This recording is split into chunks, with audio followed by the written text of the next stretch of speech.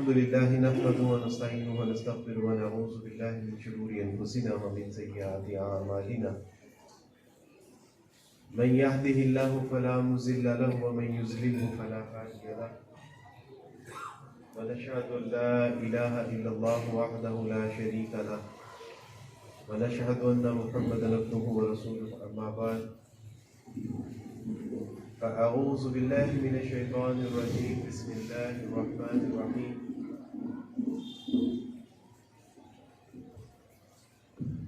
قال الله سبحانه وتعالى في القرآن المجيد في القرآن الحميد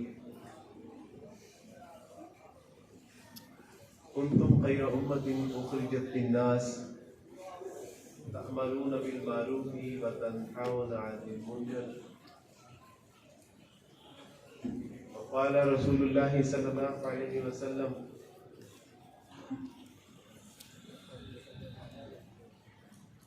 بلغوا عني ولو آية صدق الله العظيم وصدق رسوله النبي الكريم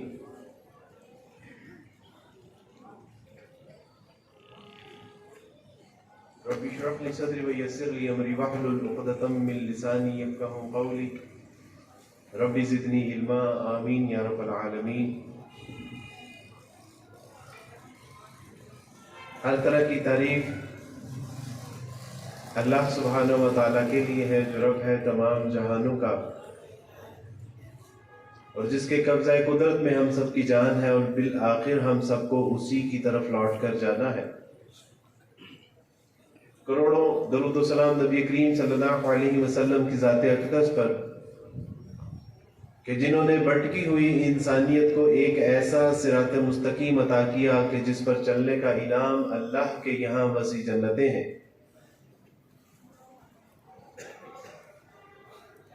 معزز حاضرین کرام، اس کائنات میں اللہ سبحانہ و تعالیٰ نے حضرت انسان کو جس قدر نعمتیں عطا فرمائی ہیں، اگر انسان ان نعمتوں کا شمار کرنا چاہے تو اس کی زندگی کی سانسیں تو کم پڑ سکتی ہیں، لیکن وہ کبھی اللہ کی نعمتوں کو نہیں گن سکتا۔ جدھر دیکھتے ہیں کہ اللہ سبحانہ و تعالیٰ کی رحمتیں نعمتیں ایک سلسلہ ہے۔ ہوا میں دیکھتے ہیں تو ہوا ہے، فضا ہے، پرندے ہیں، چرند ہیں، آسمان پہ ستارے ہیں، سیارے ہیں، گلیکسیز ہیں، کلسٹر ہیں، سپر کلسٹر ہیں۔ زمین پہ دیکھتے ہیں تو حجر ہے، شجر ہے، ندی نالے چشمے ہیں، سمندر ہیں، پھل پھول درخت ہیں، سبزیاں ہیں مختلف اقسام کی۔ اور جس کو اللہ سبحانہ و تعالیٰ نے آیات انفسا کہا ہے کہ اپنے اندر جب جاتی مارتے ہیں تو ایک دھڑکتا ہوا دل ہے، گردوں کا ایک خوبصورت نظام ہے، چلتا رواں دواں ایک خون کا ایک نظام ہے، آنکھیں ہیں جو دیکھتی ہیں، کان ہے جو سماعت کے لیے، زبان ہے گویائی کے لیے، ہر طرف نعمتوں کا ایک سلسلہ ہے جو ختم ہونے کا نام ہی نہیں ہے۔ لیکن اللہ کے یہاں ایک نعمت ایسی ہے کہ جس کو اللہ سبحانہ و تعالیٰ نے نعمت کبریٰ میں شمار کیا ہے، اور اللہ سبحانہ و تعالیٰ ارشاد فرماتے ہیں اليوم اکملت لکم دینکم واتممت علیکم نعمتی ورضیت لکم الاسلام دینا۔ اللہ سبحانہ و تعالیٰ نے وہ نعمت اسلام قرار دی ہے کہ تمہارے لیے میں نے اس نعمت کو پسند کیا ہے۔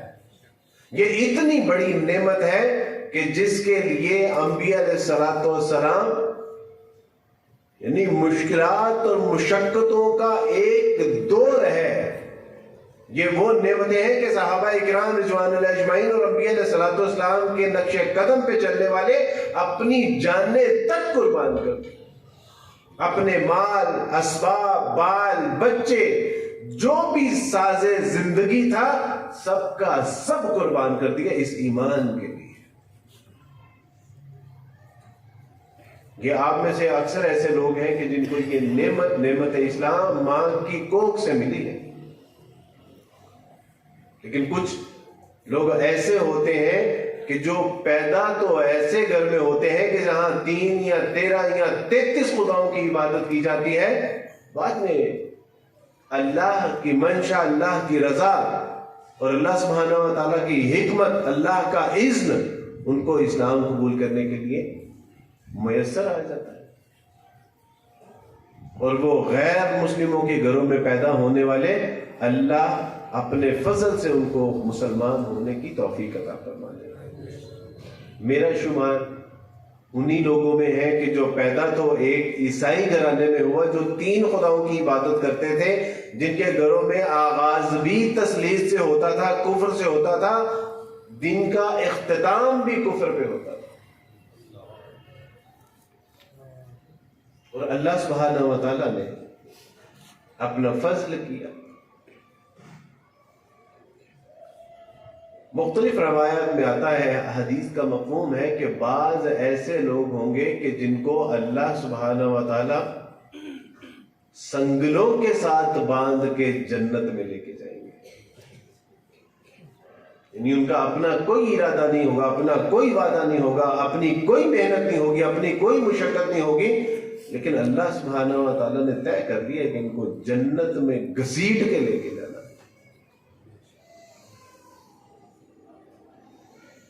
میرے دوستو، بھائی بزرگوں، یہ ہوا کیسے؟ میں اصل میں ایک اچھا عیسائی بننا چاہتا ہوں۔ جب میری زندگی میں شعور داخل ہوا تو یاد رکھیے کہ جب انسانی زندگی میں شعور داخل ہوتا ہے تو وہ آپ کی زندگی پہ جو دستک دیتا ہے نا، وہ ایک سوال کرتا ہے، اور وہ سوال آپ سے یہ کرتا ہے کہ کون ہو، کہاں سے آئے ہو اور کہاں جاؤ گے۔ میری زندگی میں بھی جب شعور نے دستک دی تو اس نے پوچھا کہ who are you، کون ہو تم، came from where، کہاں سے آئے ہو، where you want to go، کہاں جانا چاہتے۔ ہم وہ لوگ تھے کہ جو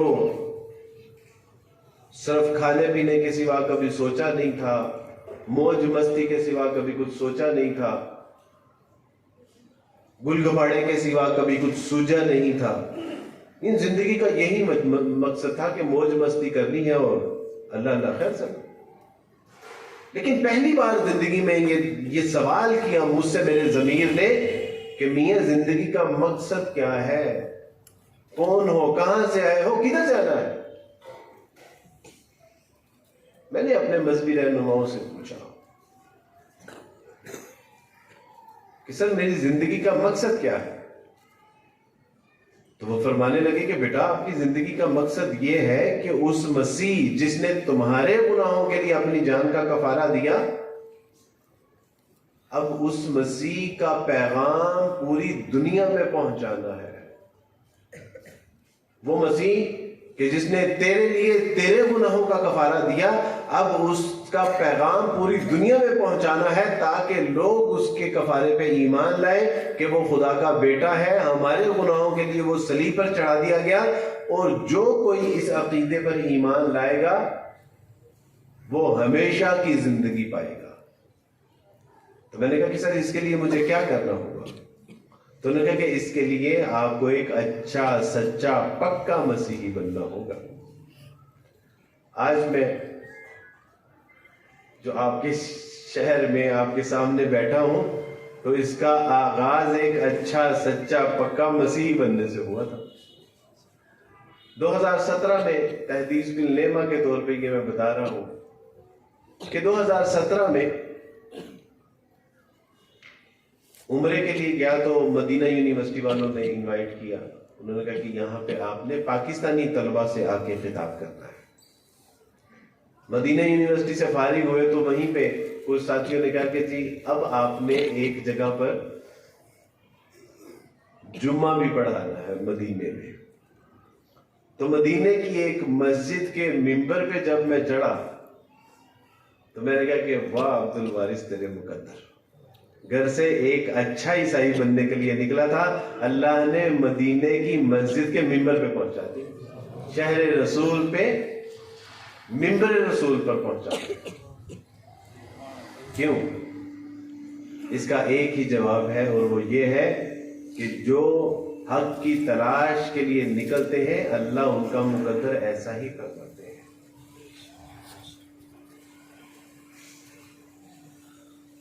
پادری صاحب نے کہا کہ آپ کو ایک اچھا سچا پکا مسیحی بننا ہے، اور اچھا سچا پکا مسیحی بننے کے لیے جب گھر سے نکلا تو مختلف سوالات ذہن میں آنے شروع ہو گئے۔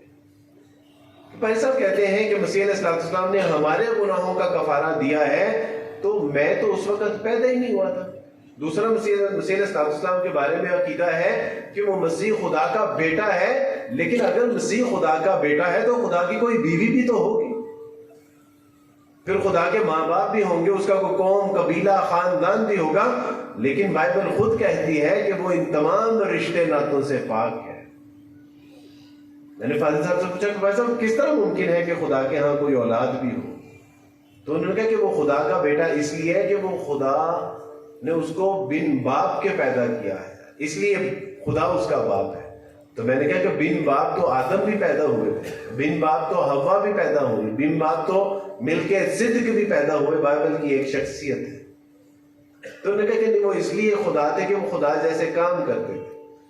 تو میں نے ان سے عرض کی کہ مسیح تو خود کہتے ہیں کہ میں اپنے بھیجنے والے کی مدد اور قوت سے تمہیں معجزات کر کے دکھاتا ہوں، میں خود سے کچھ نہیں کرتا، میرا بھیجنے والا مجھ سے یہ کام کرواتا ہے۔ تو انہوں نے کہا کہ my dear son, you are thinking about Jesus son of God, actually Jesus is the God۔ انہوں نے کہا وہ چلیا وہ تو حالے این نہیں سوچتے ہیں کہ مسیح خدا دا بیٹا کس طرح ہے؟ دراصل مسیح ہی خدا ہے۔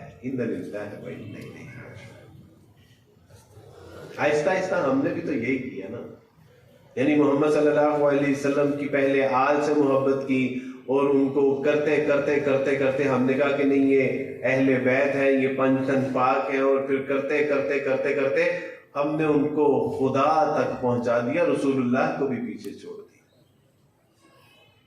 اور کیا یہ نہیں کہا جاتا کہ وہ جو آئین وہ جو ہے کہ عرب کے ممبر پہ بغیر آئین کے عرب ہم نے دیکھا، یعنی عرب کے ممبر پہ گویا کہ رب ہم نے دیکھا۔ یہ ہمارا عقیدہ نہیں بن چکا ہوا؟ کیا ہمارا عقیدہ نہیں بن چکا ہوا یہ کہ محمد کا خدا کا پکڑا چھڑائے محمد کا پکڑا چھڑائے نہ کوئی؟ ہم نے کیا محمد صلی اللہ علیہ وسلم اللہ سبحانہ و تعالیٰ سے بڑا نہیں بنا دیا محمد صلی اللہ علیہ وسلم؟ ان سے بھی یہی ظلم ہوا۔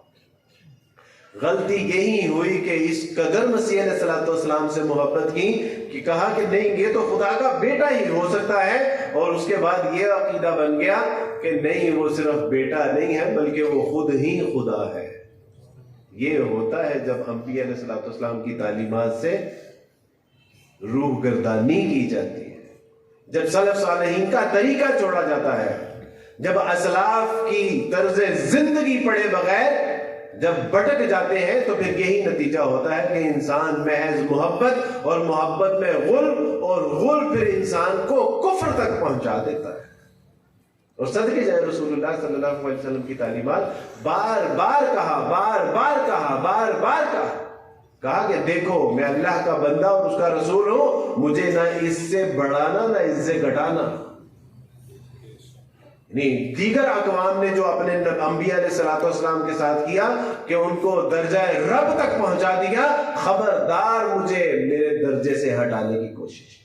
کہا کہ میں اللہ کا بندہ اور اس کا رسول ہوں، اور جو تعلیمات ہے اس کو جوں کہ تو ہی مانتے رہنا۔ ہم نے رسول اللہ ہم نے کہا کہ نہیں، نبی صلی اللہ علیہ وسلم ہمارے بڑے اور بزرگوں کو صحیح پتا ہے کہ وہ کہتے ہیں کہ کچھ مانگنا ہو تو محمد صلی اللہ علیہ وسلم کے ذریعے مانگو۔ یہی عیسائیوں سے غلطی ہوئی، یہی عیسائیوں سے ظلم ہوا کہ انہوں نے کہا کہ نہیں مسیح صرف وہ خدا کا بیٹا نہیں بلکہ وہ خود ہی خدا ہے، بلکہ وہ کہتے ہیں کہ خدا نے مسیح علیہ السلام کی صورت میں اس دنیا میں آئے۔ لوگ کہتے ہیں کہ Abdul Wahid what is problem with you, یعنی اتنا کوئی مسئلہ تو نہیں تھا کہ آپ نے عیسائیت چھوڑ دی۔ میں کہتا ہوں کہ آپ کو اصل میں عیسائیت کا پتہ ہی نہیں ہے، وگرنہ آپ بھی چھوڑ دیں۔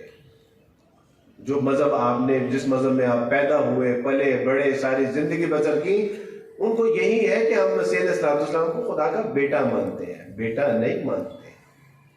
یہ تو مسیح جی کہتے ہیں actually Jesus is the God, اور ان کی بائبل میں لکھا ہوا ہے کہ وہی خداوند ہمارا خدا ہے.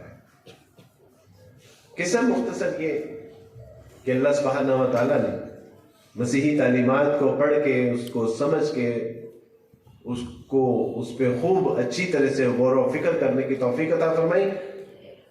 4-5 سال لگے مجھے تقابلی مطالعہ کرنے میں.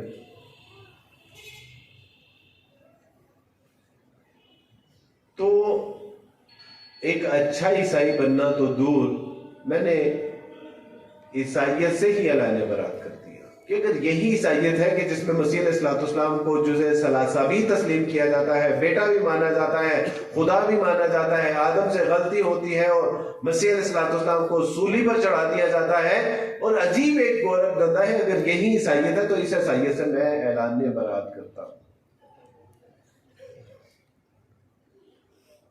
گھر والوں نے کہا کہ آپ اس پہ غور و فکر کریں، بات کریں، مسیحی علماء کرام سے بات کریں، اپنے پادریوں سے، اپنے پریسٹ سے رہنمائی لیں. سارا کچھ لے کے دیکھ لیا، تسلی نہیں ہوئی. جو سوالات تھے اس کے جوابات نہیں میسر آئے. تو میں نے کہا کہ مجھے ایک منافق عیسائی بننے کی ضرورت کیا ہے کہ ٹیگ مسیحیت، عیسائیت مسیحیت کا ہے اور اندر سے ایک دہریہ ہے. تو سوچا کہ چلیں کوئی بات نہیں. اس میں یہ کچھ پرابلم ہے میرا خیال ہے، کچھ آواز میں کچھ پرابلم ہے. اچھا اوپر سے ہے تھوڑی سی، اگر ایکو ہو جائے تو ذرا زور کم لگانا پڑے گا. جی اچھا اوپر سے ہی ہے. اچھا اللہ سے دعا کرتے ہیں کہ اللہ سبحانہ و تعالیٰ ہمیں ویسی بات کرنے اور آپ کو ویسی بات سننے کی توفیق عطا فرمائے جس میں آپ کی اوپر آسانی ہو، اور جس میں اللہ سبحانہ و تعالیٰ میری اور آپ کی دنیا اور آخرت کی فلاح موجود ہو.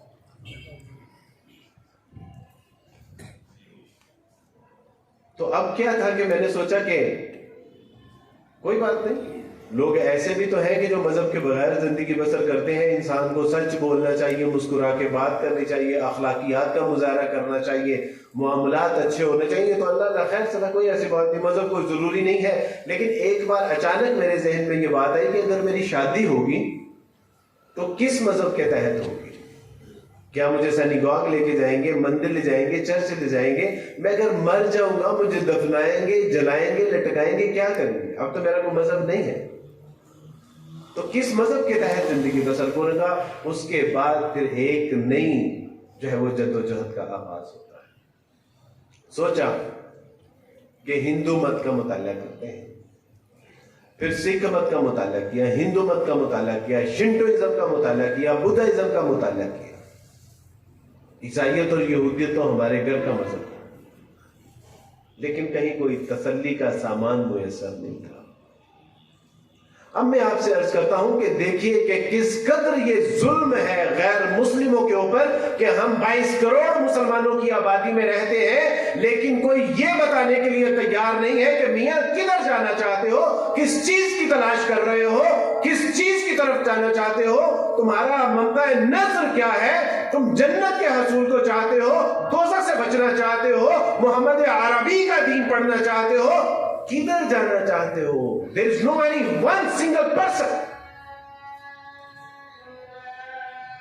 22 کروڑ مسلمانوں کی آبادی ہے، لیکن غیر مسلم کو کوئی یہ بتانے کے لیے تیار نہیں ہے کہ میاں جس چیز کی تم تلاش کر رہے ہو اس میں ہم تمہاری رہنمائی کرتے ہیں. اذان سن لیں میرا.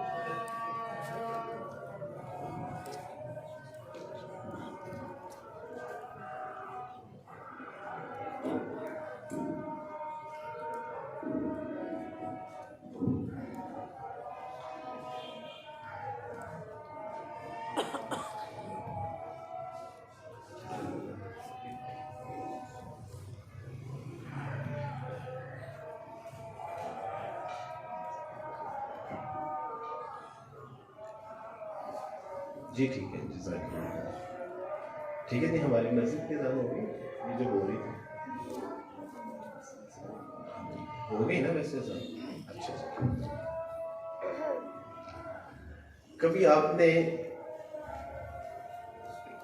میوزیکل پروگرام میں یہ جو گانا گانے والے اور باجے بجانے والے ہوتے ہیں نا، کبھی ان کا ساؤنڈ سسٹم دیکھیے گا، آپ کو لگے گا کہ یار واقعی انہوں نے پیسے خرچ کیے، اور جس پہ اللہ اور اس کے رسول صلی اللہ علیہ وسلم کی صدا بلند ہوتی ہے، ہماری مسجدوں کی حال دیکھ لیجیے، اور یہ آپ کی اور میری ذمہ داری ہے، مجھ سے جاتے ہوئے نا صاحب کوئی 5,000 روپے لے لے اور باقی آپ لوگ اس میں پیسے ڈال کے کم سے کم اپنی مسجد کا ساؤنڈ سسٹم اچھا کیجیے، اللہ کا واسطہ ہے۔ ہم اپنے گھروں پہ، اپنے باتھ روموں پہ تو لاکھوں روپے لگاتے ہیں، لیکن اللہ کے گھر کے لیے جو ساؤنڈ سسٹم ہے وہ ایسا ہے کہ کوئی اللہ اور اس کے رسول کی بات کر رہا ہے لیکن مائک ہے کہ ساتھ نہیں دے رہا، اللہ کا واسطہ ہے۔ جاتے ہوئے مجھ سے، آپ میں سے کوئی صاحب جو ہے نا وہ لازماً 5,000 روپے لے لے اور باقی پیسے ڈال کے، اللہ کا واسطہ ہے، اللہ کے گھر کی جو ہے وہ قدر کیجئے، اس سے پہلے کہ اللہ سبحانہ و تعالیٰ کی نعمتیں ہم سے چھین لیں۔ تو گزارش یہ کر رہا تھا میں کہ ایک غیر مسلم 22 کروڑ مسلمانوں کی آبادی میں ہے اور وہ تلاش حق میں ہے، لیکن مسلمانوں کو اتنی یعنی توفیق نہیں ہو پا رہی کہ وہ اس کو بتائیں کہ میاں جانا کہاں جاتے ہو، ایک اللہ کی تلاش کرنا چاہتے ہو، اس کائنات کے سب سے بہترین انسان اور اللہ کے رسول صلی اللہ علیہ وسلم کے اسوے کے مطابق زندگی بسر کرنا چاہتے ہو، دوزخ سے نجات چاہتے ہو، جنت میں حصول چاہتے ہو، دنیا اور آخرت کی کامیابی اور کامرانی جو ہے وہ پیش نظر ہے، ہم بتاتے ہیں ھذا صراط مستقیم، یہ ہے سیدھا راستہ، ہم بتاتے ہیں۔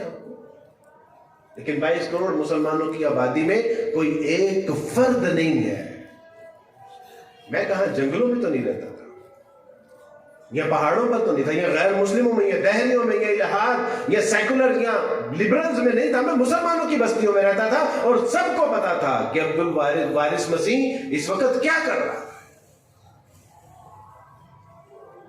اور اللہ سبحانہ و تعالیٰ ہمیں کیا فرما رہے ہیں؟ اللہ سبحانہ و تعالیٰ ارشاد فرما رہے ہیں کنتم خیر امۃ اخرجت للناس تأمرون بالمعروف وتنہون عن المنکر، کہ تم تو اس لیے منتخب کیے گئے تھے، تم تو نکالے گئے، تم کوئی حادثاتی طور پہ مسلمانوں کے گھروں میں پیدا نہیں ہوئے، تم تو اس لیے منتخب کیے گئے ہو کہ لوگوں کو بتاؤ کہ اس کائنات میں سب سے بڑی برائی کیا ہے اور سب سے بڑی اچھائی کیا ہے۔ یو آر سلیکٹڈ پیپلز، اور تم ہو کہ اپنے کاروبار، دکان، خاندان اور مکان کے چکر میں پڑے ہوئے ہو۔ کیا اس لیے اللہ کے رسول صلی اللہ علیہ وسلم نے قربانیاں دی؟ کیا اس لیے رسول اللہ صلی اللہ علیہ وسلم نے شبابی تعلیم کی گھاٹیوں کی جو مصیبتیں اور مشقتیں برداشت کی؟ کیا اس لیے اللہ کے رسول صلی اللہ علیہ وسلم جنگ و جدل کرتے رہے کہ آپ کی آنے والی امت صرف مکان، دکان، خاندان اور کاروبار کے چکر میں پڑی رہے؟ نہیں میرے دوستوں، جائیے اور گھروں میں پڑھیے قرآن مجید، دیکھیے واللہ خیر الرازقین کا مطلب کیا ہے۔ اس کا مطلب یہ نہیں ہے کہ اپنی ساری صلاحیتیں کاروبار میں لگا دے، اپنی ساری توانائییں، اپنی طاقت، قوت اور اپنے بال بچوں کو کاروبار میں جھونک دیں۔ نہیں میرے دوستو بھائیو، ضرب اللہ خیر الرازقین کا مطلب یہ ہے کہ اس دنیا میں جتنا رہنا ہے اس کے لیے محنت کی جائے، اور آخرت میں جتنا رہنا ہے اس کے لیے اتنی محنت کی جائے۔ فمن زحزح عن النار وادخل الجنہ فقد فاز فما الحیات الدنیا الا متاع الغرور۔ کیا یہ قرآن نے ہمیں نہیں بتایا کہ جو بچا لیا گیا دوزخ کی آگ سے اور داخل کر دیا گیا جنتوں میں، تو یہی اصل کامیابی اور کامرانی ہے؟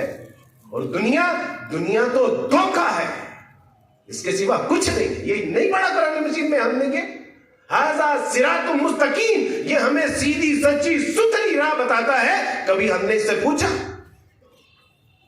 تو سے کہ what is the purpose of your life, تمہاری زندگیوں کا مقصد کیا ہے؟ دنیا میں لینے کے لیے کیا آئے تھے؟ آپ کی ذمہ داری۔ اقبال کہتے ہیں کہ چومی گوئے مسلمانم بلرزم کہ دانم مشکلات لا الہ، جب میں کہتا ہوں کہ میں مسلمان ہوں تو میری روح کانپ جاتی ہے، کیونکہ میں جانتا ہوں کہ مسلمان ہونے کے تقاضے کیا ہیں۔ ابو جہل ابو لہب کو پتا تھا کہ اسلام لا الہ الا اللہ محمد رسول اللہ صلی اللہ علیہ وسلم کہنے کے بعد مجھ پہ ذمہ داریاں کیا آنے والی ہیں. کیا اتنا سوکھا ہے کہ مستقل ایک آزمائش اور مشقت ہے جب ہم کہتے ہیں کہ اشہد ان لا الہ الا اللہ و اشہد ان محمد رسول اللہ صلی اللہ علیہ وسلم، اور اس کے بعد سکون سکھ راحت نہیں. میرے دوستو بھائیو بزرگو، یہ ممکن نہیں ہے. میں اور آپ کیا سہراب کے پر لے کے پیدا ہوئے ہیں کہ جب ہم کہیں اشہد ان لا الہ الا اللہ و اشہد ان محمد رسول اللہ صلی اللہ علیہ وسلم تو ہمارے گھروں میں تو ہار ڈالے جائے، ہمارے گھروں میں تو 3 نہیں 5 وقت کا کھانا ہو، ہر قسم کی آسائش اور ہر قسم کی راحت ہو. لیکن ادھر رسول اللہ صلی اللہ علیہ وسلم جب کہتے ہیں کہ قولوا لا الہ الا اللہ تفلحوا، اور کہتے ہیں کہ میں اللہ کا بندہ اور اس کا رسول بنا کر بھیجا گیا ہوں، اور آپ علیہ الصلوۃ والسلام کی بیٹیوں کو طلاقیں دے دی جاتی ہیں. آپ علیہ الصلوۃ والسلام نعرہ حق بلند کرتے ہیں تو اوجڑیاں ڈالی جاتی ہیں. آپ علیہ الصلوۃ والسلام جب اللہ کی توحید بیان کرتے ہیں راستوں میں کانٹے بچھائے جاتے ہیں. اللہ کے رسول صلی اللہ علیہ وسلم جب اسلام کی دعوت دیتے ہیں تو اپنے محبوب شہر سے ہجرت کرنے پر مجبور کر دیا جاتا ہے، اور ہم یہاں پر 7 وقت کا کھانا کھا رہے ہیں. نہیں، اس کا مطلب ہے کہ اپنا جائزہ لینے کی ضرورت ہے.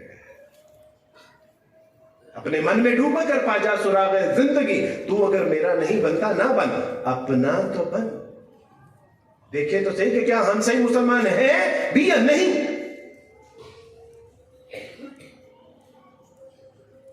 آج مسجدوں کا حال یہ ہے کہ مسجدیں ایسے ہیں جیسے کوئی یتیم خانے ہوتے ہیں. اللہ کے گھر صبح کی فجر کی صفوں کو دیکھیں. کیا اتنی بڑی بڑی مساجد اس لیے ہمارے بڑوں بزرگوں نے بنائی ہے کہ صرف 6 افراد فجر کی نماز میں صف میں کھڑے ہو؟ کیا اس لیے اللہ سبحانہ و تعالیٰ نے نعمت اسلام ہمیں عطا فرمائی تھی کہ داڑیاں کٹوا کے نالیوں میں ڈالی جائے؟ کیا اس لیے اللہ سبحانہ و تعالیٰ کے رسول صلی اللہ علیہ وسلم نے ہمارے لیے قربانیاں دی تھی کہ پڑوس ممالک میں ہماری بہو بیٹیوں اور بہنوں کی جو ہے وہ عزت دری کی جا رہی ہو، اور ہم انہی گندے مندے اور بغیرت لوگوں کی فلمیں اور ڈرامے دیکھتے رہے؟ کیا اس لیے اللہ کے رسول نے قربانیاں دی تھی؟ نہیں میرے دوستوں بھائی، کوئی گڑبڑ ہے. یا تو ہم صحیح مسلمان نہیں ہیں، اور یا پھر اسلام صحیح دین نہیں ہے. لیکن اللہ کا دین تو سچا ہے، ہم جھوٹے ہیں. اللہ کا قرآن تو کہتا ہے لا تہنوا ولا تحزنوا انتم الاعلون ان کنتم مؤمنین. گھبرانے کی ضرورت نہیں ہے، پریشان ہونے کی ضرورت نہیں ہے، غمزدہ ہونے کی ضرورت نہیں ہے. تم ہی کامیاب اور کامران ہوگے. اللہ کے یہاں تمہارے لیے کامیابیاں اور کامرانیاں ہیں. شرط صرف اتنی ہے کہ ایمان کا پوٹینشل تو ظاہر کرو. اپنے اندر کے ایمان کو تو اپنے قول و فعل کے اندر شامل کرو.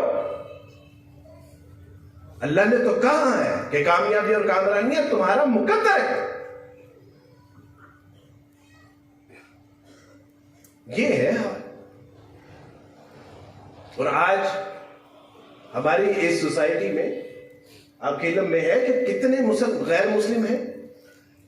صرف پاکستان میں 1.5 کروڑ سے زیادہ غیر مسلم بس رہے ہیں. یہ صرف عیسائیوں کی تعداد آپ سے عرض کر رہا ہوں، وگرنہ 6% یہاں پر غیر مسلم آباد ہے. اور کتنے لوگوں تک ہم نے اسلام کا پیغام پہنچایا؟ یہ مائیکل، یہ جان، یہ یوحنا، ان لوگوں نے حشر والے دن اگر ہمیں جنت میں جاتے ہوئے دیکھ لیا، اور انہوں نے اگر کہا کہ اللہ سبحانہ و تعالیٰ جی یہ تو جنت میں جا رہے ہیں جن کو توحید کا پتہ تھا، قرآن کا پتہ تھا، رسول کا پتہ تھا، ختم نبوت کا پتہ تھا، لیکن ان سے پوچھیں کہ کیا انہوں نے پیغام ہم تک پہنچایا؟ اگر ہم نے یہ کہہ دیا کہ اللہ کے رسول صلی اللہ علیہ وسلم نہیں، ہم تو اپنے دکان مکان کاروبار اور خاندان کے چکر میں تھے، ہمارا انجام کیا ہوگا؟ کیا ان غیر مسلموں کا ہاتھ اور ہمارا گریبان نہیں ہوگا؟ اپنا محاسبہ کرنے کی ضرورت ہے میرے دوستو بھائی. یہ منتظر ہے ایک مسجد میں، ہندوستان میں ایک مسجد تھی، شاہی مسجد، اور اس میں ایک گورا آیا، اور جب وہ گورا آتا ہے اس ایک بیکاری کو پیسے دیتا ہے اور اس کا پرس نیچے گر جاتا ہے، وہ گورا آگے نکل جاتا ہے، وہ بیکاری اس کا پرس سنبھال لیتا ہے، اور جب وہ اس کا پرس سنبھالتا ہے تو وہ کہتا ہے کہ واپس آئے گا تو میں اس کو لوٹا دوں گا، لیکن وہ کسی اور دروازے سے نکل گیا، وہ واپس نہیں آیا۔ کچھ عرصے بعد وہی گورا دوبارہ مسجد میں آیا اور اس نے کہا کہ حضرت آپ کا ایک پرس، ایک امانت تھی میرے پاس، آپ کو لوٹانا چاہتا ہوں۔ اس نے کہا کہ بیکاری کے پاس میری کون سی امانت ہوگی؟ اور جب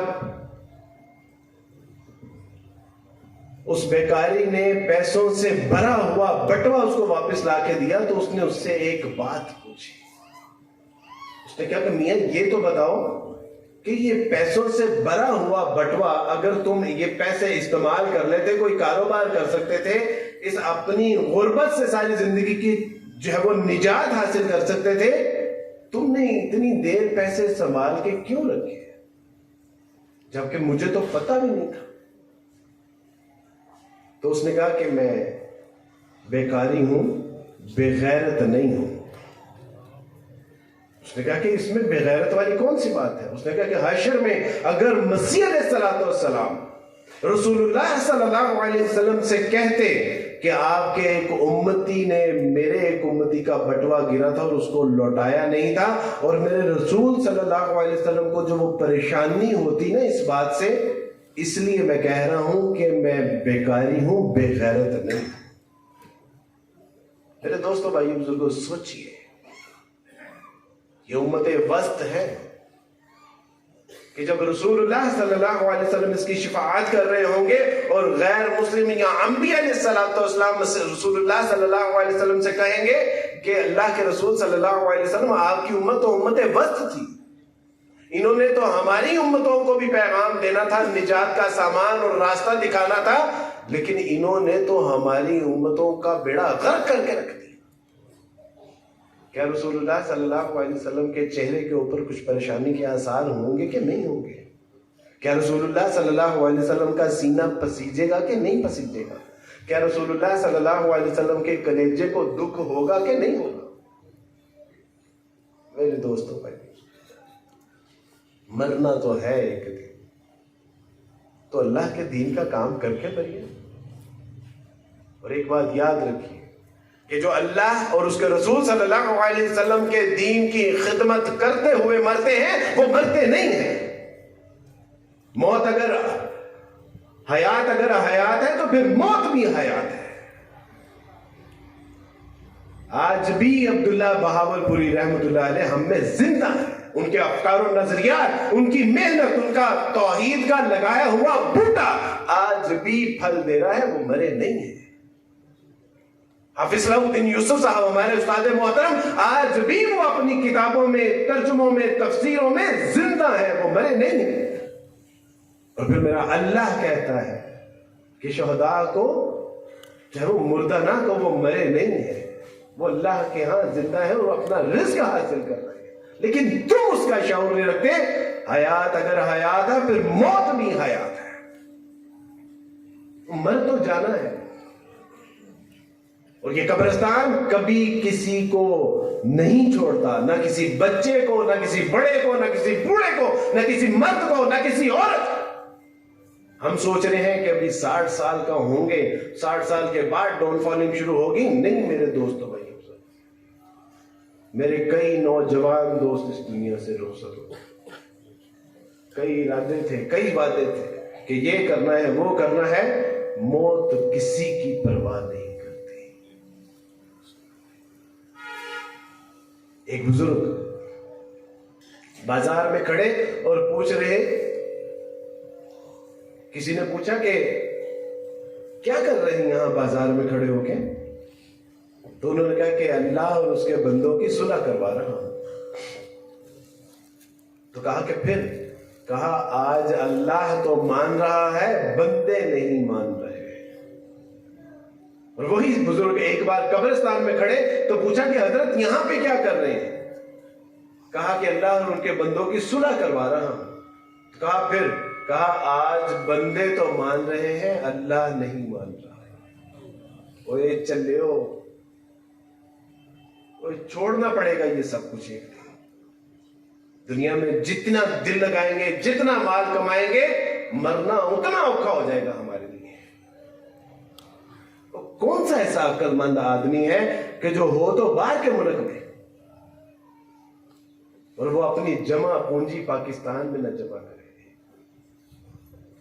ہم نے تو دیکھا کہ دنیا دار لوگ اتنے سیانے ہیں کہ باہر کام کاج کرتے ہیں لیکن گھر یہاں بناتے ہیں، اپنے بچوں کی تعلیم و تربیت کا ساز و سامان یہاں کرتے ہیں، ان کے لیے آسائش اور آرائش کا سامان یہاں کرتے ہیں، اور یہاں کے بینکوں میں پیسہ جمع کرواتے ہیں۔ وہ کون سا ایسا بے وقوف ہے کہ جو دیندار ہو کے اس کو پتا ہے کہ دنیا سے ہم نے رخصت ہو جانا ہے اور آخرت میں اپنا جو ہے وہ ساز و سامان جمانا ہے، اپنی آخرت کی کمائی کے لیے محنت مشقت نہ کرے؟ وہی ہم دینداروں سے تو یار دنیا دار لوگ چلیں، کم سے کم ان کو فہم و فراست تو ہے کہ ہم نے جانا کہاں پہ ہے اور کھانا کہاں پر ہے۔ میرے دوستو بھائیو، یہ نعرہ لگانا آسان ہے کہ حرمت رسول پر جان بھی قربان ہے، داڑھی کیوں نہیں قبول ہمیں؟ حرمت رسول صلی اللہ علیہ وسلم پر جان تو قربان ہے، لیکن رسول اللہ صلی اللہ علیہ وسلم کی سنتوں کے مطابق زندگی کیوں نہیں گزار سکتے؟ حرمت رسول صلی اللہ علیہ وسلم کے لیے جان تو قربان ہے، 5 وقت کی نماز قبول کیوں نہیں ہے؟ حرمت رسول پر جان تو قربان ہے، لیکن شرک و بدعات کے لیے دعوت و تبلیغ کا کام کرتے ہوئے ہمیں کیوں موت پڑ سکتی ہے؟ میرے دوستوں بھائیو بزرگوں، گڑبڑ ہے، کچھ گڑبڑ ہے۔ میں نے ایک بار اپنے استاد سے کہا کہ استاد جی، اسلام قبول کرنے کے بعد کچھ مشکل مرحلے آئے، اور جب مشکل مرحلے آئے تو میں نے استاد صاحب سے کہا کہ استاد جی بہت حالت عجیب ہو رہی ہے، بہت پریشانی ہے استاد جی۔ استاد جی فرمانے لگے کہ بیٹا لوگوں نے ڈنڈے تو نہیں مارے، وہ لوگوں نے ابھی پتھراؤ تو نہیں کیا تیرے اوپر، وہ لوگوں نے تیرے جسم کے اوپر سے لوہے کی کنگھیوں سے طرح ماس تو نہیں نوچا؟ میں نے کہا نہیں استاد جی۔ کہا کہ پھر اس کا مطلب ہے کہ حق کے مراحل میں یہ وقت آئے گا۔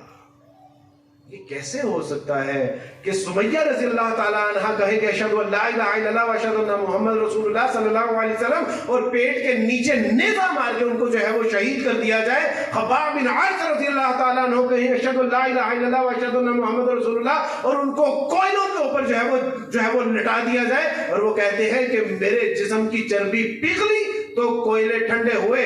بلال کہیں کہ اشہد ان لا الہ الا اللہ و اشہد ان محمد رسول اللہ صلی اللہ علیہ وسلم، تو ان کو گرم ریٹ کے اوپر جو ہے وہ گھسیٹا جاتا ہے، اور اوپر جو ہے وہ پتھر رکھ دے جاتے ہیں، گلے میں چھال کی رسی بنا کر جو ہے وہ ڈال دی جاتی ہے۔ یہ کیسے ہو سکتا ہے کہ یاسر کہیں کہ اشہد ان لا الہ الا اللہ و اشہد ان محمد رسول اللہ صلی اللہ علیہ وسلم، اور مختلف سمتوں پہ گھوڑوں کے باندھ کے ان کے پرخچے اڑا دیے جائیں، اور عبد الوارث اور آپ کے شہر کے لوگ اشہد ان لا الہ الا اللہ و اشہد ان محمد رسول اللہ کہے، اور ہم رات کو چین کی نیند سوئیں، ٹھنڈی لسی پئیں، 5 وقت کا کھانا کھائیں، موج مستی کریں، شادی بیاہ کریں، ڈول ڈھمکے کریں، اور کوئی بات نہ ہو؟ کیسے ہو سکتا ہے میرے دوستوں بھائی؟ کوئی غیر مسلم ہم سے پوچھتے ہیں یار، میری اماں مجھے کہنے لگی کہ تم نے اسلام قبول کرنے سے پہلے ہی داڑھی رکھ لی، اور میں نے جب رسول اللہ صلی اللہ علیہ وسلم کی سیرت کا مطالعہ کیا تھا نا زمانہ عیسائیت میں، تو رسول اللہ صلی اللہ علیہ وسلم کو دل دے بیٹھا تھا۔ کیوں؟ کیونکہ آپ علیہ الصلوۃ والسلام کے سیرت و کردار کے جو نقش و نگار ہیں وہ ہیں ہی ایسے کہ جب ان کو کوئی پڑھ لیتا ہے نا پھر وہ کسی اور کا ہو نہیں سکتا، کیونکہ رسول اللہ صلی اللہ علیہ وسلم سے بہتر کوئی ہو نہیں سکتا۔ رسول اللہ صلی اللہ علیہ وسلم کے قدموں میں اپنا دل رکھ دیا کہ اب یہ رسول اللہ صلی اللہ علیہ وسلم کا ہے، اور آپ علیہ الصلوۃ والسلام کی محبت میں یہ جو میرے چہرے پہ داڑھی ہے نا، یہ اسلام قبول کرنے کے بعد کی نہیں ہے، پہلے۔ تو میری اماں مجھے پوچھنے لگی کہتی چلیا تو نے اسلام قبول کرتے ہی داڑھی رکھ لی ہے. یہ مسلمانوں کو کیا ہے؟ یہ تو پیدا بھی مسلمان ہوتے ہیں، مرتے بھی مسلمان ہیں، تو ان کو داڑھی رکھتے ہوئے کیا مسئلہ ہوتا ہے؟ میں نے ان سے کہا کہ امی، یہ اللہ اور اس کے رسول صلی اللہ علیہ وسلم کے زیادہ چہتے ہیں. ہو سکتا ہے ان کو کہیں سے رخصت ملی ہو، مجھے تو امی کوئی رخصت نظر نہیں ہے. میں نے کہا میری بولی امی منو کوئی رخصت نہیں ہے، ہم تو نیو مسلم لوگ ہیں، ہم تو اسلام قبول کرنے سے پہلے بھی دھکے اور ذلیل و رسوا ہوتے تھے، اور اسلام قبول کرنے کے بعد بھی لوگوں نے ذلیل و رسوائی کی. گھروں میں آ کے کہتے تھے کہ بھائی یہ تم صحیح مسلمان نہیں ہوئے. میں نے کہا جی کیوں؟ میں کیوں صحیح مسلمان نہیں ہوا؟ میری امی کہتی، امی کہتی وہ فلانی آئی سی، وہ کہہ رہی سی کہ تہاڈا منڈا ہلے صحیح مسلمان نہیں ہویا. تو میں نے کہا کیوں امی؟ تو کہتی وہ ہلے تہاڈے نال ہی رہندا ہے نا، تے اس لیے ہلے وہ صحیح مسلمان نہیں، جو تانوں چھڈے گا پھر صحیح مسلمان رہے گا. اتنا لکھتا ہے. تو میری امی کہتی بیٹا باقی جب اسلام قبول کرتے ہیں تو ماں باپ کو چھوڑ دیتے ہیں. میں نے کہا امی اللہ اور اس کا رسول صلی اللہ علیہ وسلم کی شریعت میں تو کوئی ایسا حکم نہیں. ابو قحافہ ابو بکر صدیق رضی اللہ تعالیٰ عنہ کے والد محترم فتح مکہ میں اسلام قبول کیا. اس سے پہلے 20 سال وہ اپنے بیٹے کے ساتھ رہے، بلکہ بیٹا اپنے باپ کے ساتھ رہا. ابو ہریرہ رضی اللہ تعالیٰ عنہ جب رسول اللہ صلی اللہ علیہ وسلم کے پاس آتے اور کہتے کہ رسول اللہ والدہ محترم آپ کے بارے میں بہت نازیبا الفاظ کہتے ہیں، مجھے بتائیے میں کیا کروں. اس کا مطلب ہے کہ وہ اماں کے پاس ہی رہتے تھے. اور مصعب بن عمیر رضی اللہ تعالیٰ عنہ کو ان کی والدہ نے گھر سے نکالا تو وہ نکلے. میری امی نے کہا کہ بیٹا تم اللہ صحیح مسلمان نہیں ہویا. میں نے کہا پتہ نہیں امی صحیح مسلمان کس طرح ہوتے ہیں، میں نے تو اللہ اور اس کے رسول صلی اللہ علیہ وسلم کا دین قبول کیا ہے. میرے ابا مجھ سے کہنے لگے ایک بار، فرمانے لگے کہ بیٹا یہ اپنے داڑھی کٹوا دو، بچے یہ داڑھی کٹوا دو، تم عیسائیوں کے ساتھ رہتے ہو، کوئی فساد نہ کھڑا کر دے پتر ساڈے واسطے. میں نے کہا کہ ابا کیا فساد کھڑا ہو؟ لوگ کہیں گے کہ عیسائی اور مسلمان اکٹھے رہتے ہیں، ایک کو پانڈے چکاندے ہیں. تو میں نے کہا کہ ابا اسلام نے تو کہیں منع نہیں کیا. اسلام تو سورہ مائدہ میں کہتا ہے کہ اہل کتاب کا کھانا تمہارے لیے اور تمہارا کھانا ان کے لیے حلال ہے. رسول اللہ خود جو ہے وہ یہودیوں کے گھر میں جا کے ان کے برتنوں میں کھانا کھایا کرتے تھے. میں نے کہا کہ ابا ایسی تو کوئی بات نہیں. ابا نے کہا پتر پھر بھی نا اپنی داڑھی جانے کے کٹا دے. میں نے کہا کہ ابا میں داڑھی نہیں کٹا سکتا. ابا نے کہا چھوٹی کرا دے. میں نے کہا ابا میں چھوٹی بھی نہیں کرا سکتا. میرے ابا نے کہا کہ اگر میں تمہیں حکم دوں کہ داڑھی کٹا دے تو؟ میں نے کہا کہ ابا آپ کی حکم پہ میں اپنی گردن تو کٹا سکتا ہوں، میں اپنی داڑھی نہیں کٹا سکتا. میرے ابا نے کہا کہ بیٹا کس کا دین قبول کر لیا تم؟ وہ تو ہے نا چلا، وہ کیا ہو گیا اتنی تیرے اندر اتنی جرت کیسے آ گئی؟ میں نے کہا کہ ابا آپ کا حکم میری سر آنکھوں پہ، لیکن وہ داڑھی کی بجائے میری گردن پہ آپ چلا دیجیے. آپ کا حکم لوٹاتا نہیں، لیکن داڑھی نہیں ہے میرے رسول کی سنت ہے. کہ ابا یہ رسول کی سنت نہیں، مسیح علیہ السلام کی، موسیٰ علیہ السلام کی، ابراہیم علیہ السلام کی، یہ تو تمام انبیاء علیہ السلام کی سنت ہے. ابا ہم مجھے یہ حکم نہ دیں. میرے ابا نے کہا کہ بیٹا یہ جو تیرے دوست ہیں جو کلین شیو ہیں، یہ محمد صلی اللہ علیہ وسلم کو نہیں مانتے. میں نے کہا ابا مانتے ہیں، یہ جانتے نہیں ہیں. یہ رسول اللہ کو جانتے نہیں ہیں کہ رسول اللہ نے ان کے لیے کتنی قربانیاں دی. یہ جانتے نہیں ہیں کہ رسول اللہ صلی اللہ علیہ وسلم نے راتوں کو اٹھ اٹھ کے جو ان کے لیے دعائیں کی ہیں، جو ان کے لیے محنت اور مشقت کی ہے، جو صحراؤں میں دریاؤں میں ان کے لیے دعوت و تبلیغ کا سامان کیا ہے، ان کو پتہ نہیں ہے. یہ چلی ہے، ان کو پتہ نہیں ہے کہ رسول اللہ صلی اللہ علیہ وسلم نے ان کے لیے کیا کیا ہے. اس لیے میں نے کہا کہ ابا یہ رسول اللہ کو صرف مانتے ہیں، یہ جانتے نہیں ہیں رسول اللہ کو. امی عائشہ رضی اللہ تعالیٰ عنہ ایک دن بہت خوش، ابو بکر صدیق رضی اللہ تعالیٰ نے پوچھا کہ عائشہ آج اتنی خوشی کہ ہواؤں میں اڑنا چاہ رہی ہو؟ کہا کہ رسول اللہ صلی اللہ علیہ وسلم نے اتنی خوبصورت دعا کی ہے میرے لیے، میں آپ کو بتا نہیں سکتی. کہا کہ بتاؤ گی نہیں ابا کو؟ بتائی. تو کہا کہ عائشہ یہ دعا تو واقعی بہت خوبصورت ہے، لیکن تمہیں پتا ہے کہ یہ رسول اللہ صلی اللہ علیہ وسلم روزانہ رات کو اپنی امت کے لیے مانگتے ہیں. اوے ہم تو چلے ہوئے بڑے ہیں دنیا میں, ہمیں تو اپنے کاروبار دکان مکان کے سوا کچھ نظر نہیں آتا یار. اور رسول اللہ صلی اللہ علیہ وسلم کی زندگیاں پڑھو, تمہارے سارے دکھ ختم ہو جائیں گے. ہم جو کہتے ہیں نا کہ زندگی بڑی مشقت والی ہے اور بڑی تنگی ہے, گھر میں راشن نہیں پورا ہوتا, روٹی پوری نہیں ہوتی, بیوی بچوں کے کپڑے پورے نہیں ہوتے, ذرا رسول اللہ صلی اللہ علیہ وسلم کی سیرت کا مطالعہ کرو, ٹھنڈ پڑ جائے گی. وہ کہ جن کے گھر میں, امی عائشہ فرماتی ہیں کہ 2 چاند گزر جایا کرتے تھے ہمارے گھر میں, 2 کالی چیزوں کے سوا کچھ نہیں ہوتا تھا, ایک پانی اور ایک کھجور, اور کچھ میسر نہیں ہوتا تھا. رسول اللہ صلی اللہ علیہ وسلم شیبہ ابی طالب کی گھاٹی میں 3 سال ایسے رہے کہ راتوں کو بچوں کے بلکنے کی آوازیں آتی تھیں, عورتوں کے سینوں سے دودھ خشک ہو چکا ہوا تھا, کھانے کے لیے کچھ نہیں تھا. بلال کہتے ہیں کہ جب ہم سفر کر رہے ہوتے ہیں, پاؤں کے ساتھ جو بھی لگتا ہم فوراً اٹھا کے اس کو منہ میں ڈال دیتے کہ شاید کوئی کھانے والی چیز. چلے ہو, آج اللہ کی اتنی نعمتیں ہیں, اس کے باوجود نہ شکریاں ہیں, اور دین کا کام کرتے ہوئے تو ہمیں موت پڑ رہی ہے. دیکھیں تو صحیح صحابہ کرام رضوان اللہ اجمعین کی زندگیاں. ابو عبیدہ رضی اللہ تعالیٰ عنہ امیر المومنین جب گئے شام, تو کہا کہ ابو عبیدہ تمہارے گھر جانا چاہتا ہوں. کہا کہ وہاں رونے دھونے کے سوا آپ کچھ نہیں کریں گے. کہا پھر بھی دیکھنا. سارا شہر گزر گئے اور آخری سرحد کے پاس ایک کھجوروں کی چھال سے بنا ہوا چھپر, اندر داخل ہوئے تو دائیں بائیں دیکھا تو ایک جائے نماز کے سوا کچھ نظر نہیں آیا. کہا ابو عبیدہ یہاں رہتے ہو تم؟ کہا کہ جی امیر المومنین یہیں پہ رہتا ہوں, رات کو اسی پہ نماز پڑھتا ہوں, سردی لگتی ہے تو اسی کے اوپر لے لیتا ہوں. چھپر میں ہاتھ ڈال کے پیالہ نکالا, اس میں روٹیاں بھگوئی ہوئی تھی. کہا کہ سارا دن جو ہے وہ ریا کے کام میں مصروف رہتا ہوں, رات کو آتا ہوں, یہ روٹیاں بھگی ہوتی ہیں, اسی سے کھا کے گزارا کر لیتا ہوں. امیر المومنین میں کیڑا ساری زندگی ایتھے ہی پیارا رکھا. کہا کہ ابو عبیدہ مال و دولت نے سارے مسلمانوں کو تبدیل کر دیا, لیکن تم تو ویسے کہ ویسے ہی ہو جیسے رسول اللہ کے زمانے میں. کہا امیر المومنین میں نے آپ سے کہا تھا کہ رونے دھونے کے سوا کچھ نہیں آپ کو ملے گا. کبھی پڑھیں تو صحیح کہ ہم کون لوگ. ہاں, جو کام ہم نے کیا اس کی طرف نظر کیجئے کہ اللہ کے رسول صلی اللہ علیہ وسلم نے بِإِذْنِ اللَّهِ انسانیت کو کفر کی دلدل سے نکالا, انسانیت کو شرک اور بدعت کی دلدل سے نکالا. عورت پسی ہوئی ذلیل و رسوا جو تھی اس کو عزت عطا فرمائی. ماؤں کو جن کو بازاروں میں فروخت کر دیا جاتا تھا ان کو مقام و مرتبہ دیا.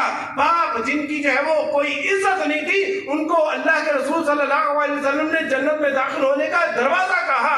بہن بھائیوں کو اللہ سبحانہ و تعالیٰ نے نعمتیں اور رحمتیں قرار دیا. استاد کو دوسرا باپ قرار دیا. میرے دوستوں بھائیوں بزرگوں, جو کیا رسول اللہ صلی اللہ علیہ وسلم نے وہ ہمیں یاد نہیں ہے, اور جو رسول اللہ صلی اللہ علیہ وسلم نے نہیں کیا وہ ہمیں پتہ ہی نہیں ہے. کون تھے ہمارے اسلاف صحابہ اکرام سلف صالحین محدثین مفسرین متکلمین؟ کبھی زندگیاں اٹھائیے. اور اقبال کہتے ہیں کہ دی اذانیں کبھی یورپ کے کلیساؤں میں, کبھی افریقہ کے تپے ہوئے صحراؤں میں, شان آنکھوں میں نہ جگتی تھی جہاں داروں کی, کلمہ پڑھتے تھے ہم چھاؤں میں تلواروں کی, تجھ سے برہم ہوا کوئی تو بگڑ جاتے تھے, تیرے کیا چیز ہے ہم توپ سے بھی لڑ جاتے تھے, نقش توحید کا ہر دل پہ بٹھایا ہم نے, زیر خنجر بھی یہ پیغام سنایا ہم نے. تو ہی کہہ دے کہ اکھاڑا در خیبر کس نے, چیر کے رکھ دیے کفار کے لشکر کس نے, تھے تو وہ آباء تمہارے ہی مگر تم کیا ہو, ہاتھ پہ ہاتھ در فرد منتظر فردہ ہو. یہ تھے ہمارے اسلام. دشت و دشت ہے دریاب نہ چھوڑے ہم نے, بحر ظلمات میں دوڑا دیے گھوڑے ہم نے. کیا تھے؟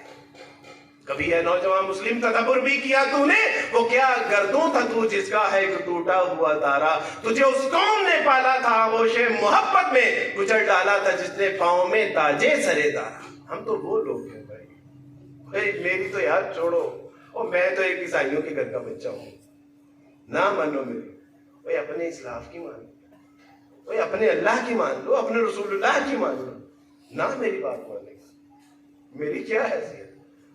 گلیوں میں اڑنے والے ککھوں سے زیادہ ہو رہا ہوں میں، میری کیا بات ہے، نہیں مان رہے آپ، لیکن میں اگر اللہ اور اس کے رسول کی بات کر رہا ہوں تو اللہ کا واسطہ ہے۔ تم تو وہ لوگ ہو، تمہاری مسجدوں میں تو کچھ چندہ مانگنے کے لیے آئے تو تم تو کسی مانگنے والے کو خالی ہاتھ نہیں جانے دیتی ہیں۔ سمجھنا کہ ایک عیسائیہ کا پتر آیا سی، میں لا الہ الا اللہ محمد رسول اللہ پڑھا تھا، آج آپ سے چندہ نہیں مانگتا، اپیل کرتا ہوں کہ اللہ سے صلح کر لیجیے گا۔ وہ چندے بھی تو دیتے ہیں نا یار، وہ کما کے محنت مشقت کر کے یار اللہ اور اس کے رسول صلی اللہ علیہ وسلم کے دین کی سربلندی کے لیے چندے بھی تو اللہ، آج اللہ سے صلح کر لی۔ سمجھنا ایک دیوانہ آیا تھا، صدا کر کے گیا تھا، صلح کر لیجیے۔ یا ایھا الانسان ما غرک بربک الکریم، ویئر آر یو گوئنگ، کہاں جا رہے ہو؟ وہ اپنے رب کریم، رب رحیم، وہ اتنے مہربان رب کو چھوڑ کے کدھر جاؤ؟ ذلت اور رسوائیوں کے سوا کچھ نہیں ملے گا یار۔ یہ جو تاریکیوں کے پیچھے جو ذلت اور رسوائیاں ہیں، دیکھ کے ہیں یار۔ وہ میرے نوجوانوں، میرے بھائیوں، وہ اسلام کے شیرو یار،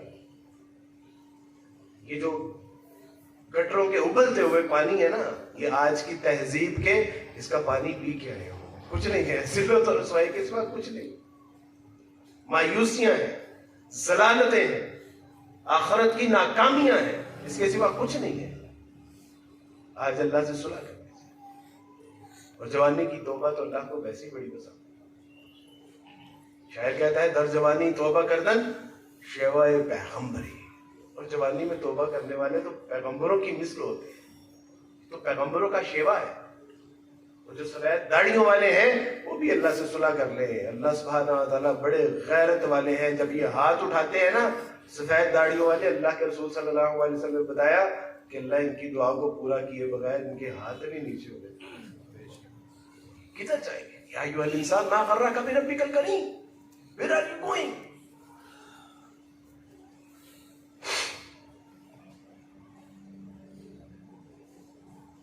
اللہ سبحانہ و تعالیٰ کی توفیق سے کہا کہ نہیں، قرآن تو پڑھتا ہے، اسلام کو بھی پڑھ لیتے ہیں، قرآن کو بھی پڑھ لیتے ہیں، عیسائیت کو، یہودیت کو، ہندو مت کو، سکھ مت کو، سب کو پڑھ دیا، لیکن کوئی اسلام کی دعوت دینے والی نہیں تھا۔ اور اللہ نے خود ہی دل میں ڈال دیا کہ چلے قرآن بھی پڑھ، اسلام بھی پڑھ۔ مصیبت یہ ہے کہ ہم نے جو اسلام کا جو ایک نقشہ پیش کیا جاتا ہے ہماری سوسائٹی میں، وہ ہم نے کھلی آنکھوں سے دیکھا ہوا تھا۔ دعویٰ تو یہ ہے کہ یہ اسلام ہے، در حقیقت وہ اسلام نہیں ہے، وہ اسلام کے نام پہ ایک بدنما داخل۔ ہماری رہائش تھی علی حجویری رحمۃ والے کے مزار کے پیچھے، تھوڑا سا پیچھے ہی تھی، روزانہ وہیں سے گزر کے آنا بھی ہوتا تھا، جانا بھی ہوتا تھا، اور وہاں جو ہم دیکھتے تھے کہ جو جتنا ننگا، جتنا گندا ہے وہ اتنی پہنچی ہوئی سرکار ہے، جو جتنے زیادہ سالوں سے نہیں نہایا وہ اتنا مقرب اللہ ہے۔ ہمیں بتایا جاتا تھا کہ یہ ان کے اولیاء ہیں، اور عورتیں جو حیا اور پاک دامنی کا منظر جن کو پیش کرنا تھا، وہ ان کے آگے دو زانوں ہو کے بیٹھی ہوتی تھیں، ان کے گندے مندے تبرک لے کے جو ہے وہ اپنے لیے وہ بڑی اسے جو ہے وہ پاکیزہ اور مطہر چیز سمجھتی تھی، اور ان سے دعائیں بھی مانگ رہی ہیں، ان سے مناجات بھی ہو رہی ہیں، اور کیا کچھ نہیں ہوا نا، مجھے اور آپ کو سب پتہ ہے۔ ڈول کی تھاپ کے اوپر تھرکتے جسم ہم روزانہ دیکھتے تھے، اور ہمیں یہی تھا کہ شاید یہی اسلام ہے، صحیح اسلام آپ نے پہنچایا نہیں، اور جو 2 نمبر چیز تھی اس کو ہم نے پہچانا نہیں۔ میرے ابا ایک دن مجھے کہنے لگے کہ بیٹا تم ہمیں کہتے ہو کہ اسلام قبول کر لیں، اسلام قبول کر لیں، اسلام اچھا سچا پکا دین ہے، تم کہتے ہو کہ ہم اسلام میں نہ اللہ کے سوا کسی کو مانگتے ہیں نہ کسی سے مانگتے ہیں، اور حال تمہارا یہ ہے کہ جہاں قبر دیکھتے ہو وہیں سجدہ ریز ہو جاتے ہو، وہیں منتیں مرادیں اور وہیں پہ چڑھاوے شروع کر دیتے ہو۔ ہمیں تم کہتے ہو کہ اسلام میں گانا بجانا حرام ہے، کہ فلمیں ڈرامے گانے بجانے بنانے والے کون ہیں؟ کیا یہ مسلمان نہیں ہیں؟ ہمیں تم کہتے ہو کہ ملاوٹ کرنے والا ہم میں سے نہیں ہے، یہ بھورے کو بنا رنگ کر کے پتی اور مرچیں بنانے والے کیا یہ مسلمان نہیں ہیں؟ یہ بازاروں میں مسلمانوں کی دکانیں نہیں ہیں؟ وہ کہتے جا جا کے کم کر، پہلے اینن جا کے مسلمان کر، ساندو بعد جو مسلمان کر لے. کیا کہتا اور اسی حالت میں عمر گئے. آج کا رات کو اللہ کے رسول کی امت کے لیے جب دعا کر رہا ہوتا ہوں نا تو 2.5 کروڑ لوگوں کے لیے دعائیں کرتا ہوں، 2.5 ارب لوگوں کے لیے، لیکن اپنے باپ کے لیے دعا نہیں کر سکتا. پتہ ہے کیوں؟ کیونکہ ہم سارے اس میں مشرک ہیں. وہ اسی حالت میں، حالت کفر میں اس دنیا سے چلے گئے، اور اس میں ہم سارے شریک ہیں. جو گانا بجانا کر رہے ہیں، جو چڑھاوے چڑھا رہے ہیں، جو منتیں مرادیں اور قبروں کو سجدے کر رہے ہیں، اور جو 2 نمبریاں اپنے کاروبار میں کر رہے ہیں، ہم سارے اس میں شریک ہیں. میرے دوستوں، سوچتا ہوں کہ حشر میں ابا سے ملاقات ہوگی تو پتہ نہیں ابا میرا گریبان پکڑتے ہیں کہ میری شکایت کرتے ہیں کہ اللہ سبحانہ تعالیٰ جی یہ بات تو صحیح کرتا تھا لیکن معاشرے کی تصویر ٹھیک نہیں تھی، جو کرتے تھے وہ درست نہیں تھا. ایک غیر مسلم نے مجھے پوچھا، کہنے لگا کہ عبد الوارث بھائی یہ ماں کے پیٹ میں بچے کی حفاظت کون کرتا ہے؟ میں نے کہا کن کے بچوں کی، آپ کے یا ہمارے؟ کہتا ہے سب کے. میں نے کہا اللہ؟ تو کہتا ہے کہ جب یہ بچہ پیدا ہوتا ہے تو اس وقت اللہ کا اختیار ختم ہو جاتا ہے. میں نے کہا میں آپ کی بات نہیں سمجھا. ان کے اس وقت کبھی آپ اس کے سرانے میں چھری رکھ رہے ہوتے ہیں، کبھی اس کے کان میں وہ جو منکا ڈال رہے ہوتے ہیں، کبھی اس کے گلے میں تعویذ ڈال رہے ہوتے ہیں، کبھی اس کو مزار پہ لے کے جا رہے ہوتے ہیں، کبھی اس کو نمک چٹا رہے ہوتے ہیں، کبھی اس سے جھاڑو لگوا رہے ہوتے ہیں. یہ ماں کے پیٹ میں ہی بس اللہ حفاظت کرتا ہے، جب ماں کے پیٹ سے باہر آ جاتا تو پھر یہ حفاظت نہیں کرتا. اور میں نے کہا تو تم کافر ہے لیکن گل ٹھیک کی تھی. کیا جواب دیتا؟ کیا یہ مسلمانوں میں نہیں ہو رہا؟ کیا یہ میں اور آپ نہیں کر رہے؟ اور اگر ہم نہیں کر رہے تو جو کر رہے ہیں کیا ان تک ہم نے پیغام پہنچایا؟ کیا ان سے ہم نے دوستیاں لگائی؟ کیا ان کے اوپر ہم نے اپنا مال خرچ کیا؟ ہم سمجھتے ہیں کہ بس ایک بار اس کے اوپر تنقید کر دینے سے دعوت کا حق ادا ہو جائے گا. نہیں میرے دوستو، رسول اللہ صلی اللہ علیہ وسلم، خالد بن ولید رضی اللہ تعالیٰ عنہ کہتے ہیں کہ رسول اللہ صلی اللہ علیہ وسلم میرے پاس 100 بار دعوت اسلام لے کے آئے اور میں ہر بار ایک ایسا ترش اور جلا کٹا جواب دیتا تھا کہ مجھے ہر بار یہ لگتا تھا کہ محمد صلی اللہ علیہ وسلم اب نہیں آئیں گے میرے پاس. لیکن 100 بار سے زیادہ اللہ کے رسول صلی اللہ علیہ وسلم نے غیر مسلموں پہ مال بھی خرچ کیا دعوت و تبلیغ کے لیے، اپنی جان بھی لگائی، اپنا مال بھی کھپایا، اپنی صلاحیتیں بھی کھپائی. اور آج ہم کہتے ہیں کہ یہ تو کفر کر رہا ہے. حکمت اور دانائی بھی کوئی چیز ہے کہ نہیں ہے؟ ادعو الی سبیل ربک بالحکمہ والموعظۃ الحسنہ وجادلہم باللتی ہی احسن. یہ تو تیسرا مرحلہ ہے جس کو ہم پہلے مرحلے میں اس کو جو ہے وہ تنقید کر رہے ہوتے ہیں. یہ تو پہلا مرحلہ، آخری مرحلہ ہے. پہلے مرحلے میں تو حکمت اور دانائی ہے، اس کے ساتھ دوستی لگائیے، اس کو کھانا کھلائیے، اس کو گھر بلائیے، اس کو ہدیہ اور تحائف دیجیے. تحافو و تحابو، یہ محبتیں پیدا کرتا ہے. اس کو قرآن کی آیتیں پڑھ کے سنائیے، اس سے ابھی کہیں نہ کہ تم یہ کیا کر رہا ہے. آج ایک دوست لاہور سے واپس یہاں آپ کے پاس آ رہا تھا تو ایک صاحب نے کہا کہ میں نے ایک اپنے کولیگ کو دعوت دی. اس نے کہا کہ آپ مجھے اسلام کی دعوت نہ دیں، میں اسلام قبول نہیں کروں گا. کہتا عبد الوارث میں نے اس سے بات کرنی چھوڑ دی. میں نے کہا تم نے تو کام ہی ختم کر دیا، دعوت کا رستہ ہی بند کر دیا تم نے. اب جا کے ٹھنڈا پانی پی پکا چلا کے سو جاؤ، تمہارا کام تو ختم ہو. وہ چلیا رسول اللہ صلی اللہ علیہ وسلم کی سیرت کا مطالعہ کر، تینوں پتہ چلے. ادھر موسیٰ علیہ السلام ہے، ادھر فرعون ہے، اور اللہ سبحانہ و تعالیٰ بار بار بار بار بار بار موسیٰ علیہ السلام کو بھیج رہے ہیں. بار بار موسیٰ علیہ السلام وہ کہہ کیا رہے ہیں؟ قولوا قولا لعینا، ان سے نرمی شائستگی سے بات کیجیے گا موسیٰ علیہ السلام.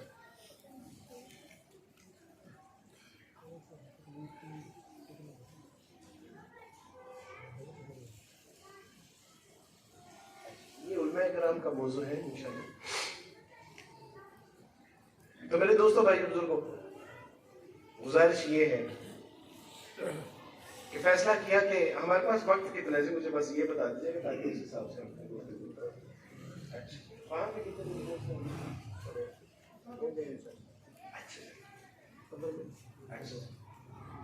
تو اللہ سبحانہ و تعالیٰ کی توفیق سے فیصلہ کیا کہ نہیں اسلام کا مطالعہ کرتے ہیں. اور اسلام کا مطالعہ کرنے کے لیے مسجد میں گئے, اور جب مسجد میں جانا ہوا تو میں نے ان سے کہا کہ مجھے قرآن مجید چاہیے. تو وہ فرمانے لگے کہ آپ کے گھر میں نہیں ہے. تو میں نے کہا میرے گھر میں کہاں سے ہوگا, میں تو عیسائی ہوں. تو فرمانے لگے کہ آپ عیسائی ہیں اور مسجد میں داخل ہو گئے, اور اوپر سے آپ قرآن پڑھنے کی بات کرتے ہیں. آپ تو قرآن کو ہاتھ بھی نہیں لگا سکتے کیونکہ آپ ایک عیسائی ہیں. تو میرے دوستوں بھائی